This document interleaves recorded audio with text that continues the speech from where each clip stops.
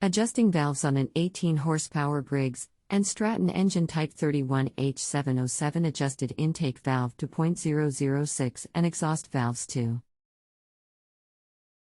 007 when hot but still doesn't want to turn over freely to start. Hello, my name is I am going to assist you with this. Always adjust valves with the engine cold, never when hot. If you are still having cranking issues, pull the spark plug and see if it turns over easier with the plug out. If it does not, you may have a bad starter or a seizing engine. If it does crank well, then you likely have a broken compression release mechanism on the camshaft. Okay, I did adjust the valves hot. It turns over just fine with the plug out. If I adjusted to 0 lash on the intake valve, it turns over and runs fine, but it's 0 lash. I've got several older mowers that do similar things but start most of the time. Do they all have a broken compression release spring? It is possible, sure. But a compression release works off the exhaust valve. Even as the intake valve isn't opening at all, it shouldn't affect cranking. Right, how do I identify which one is the intake and which one is the exhaust valve? I found conflicting information on the internet. The valve I'm adjusting definitely affects whether cranks or not, so I must be a mess identifying and adjusting the exhaust valve and calling it the intake valve. I have a 19.5 horsepower turbo-cooled twin-cylinder Briggs and Stratton. Little struggle with the cranks on the first or second go-around, but then usually starts right up as long as you have a good strong battery. Is there anything I can do about that, or do I just live with that? Here's the picture. The intake valve is on the side of the engine nearest the carb, and the exhaust valve is nearest the exhaust pipe.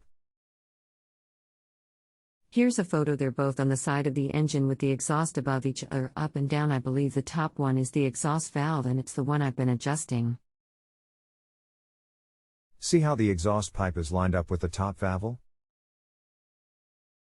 The top valve is exhaust.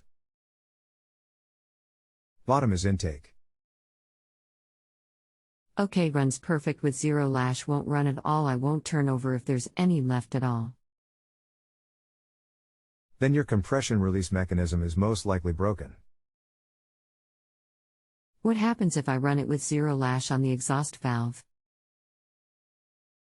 Running at 0 valve clearance runs the risk of having lower compression, less power, incomplete fuel combustion and carbon buildup in the cylinder.